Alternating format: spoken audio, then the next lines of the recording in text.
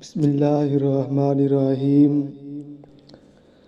حضرت سیدنا ابن مسعود رضی اللہ تعالیٰ عنہ سے روایت ہے کہ خاتم المرسلین رحمۃ للعالمین انیس الغریبین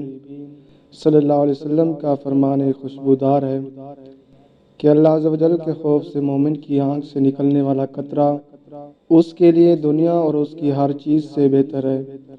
اور 1 سال کی عبادت سے بہتر ہے، اور اللہ عز و جل کی عظمت اور قدرت میں ایک گھڑی غور و فکر کرنا 60 دن کے روزوں اور 60 راتوں کی عبادت سے بہتر ہے۔ سن لو کہ بے شک اللہ عز و جل کا ایک فرشتہ ہر دن اور رات میں ندا کرتا ہے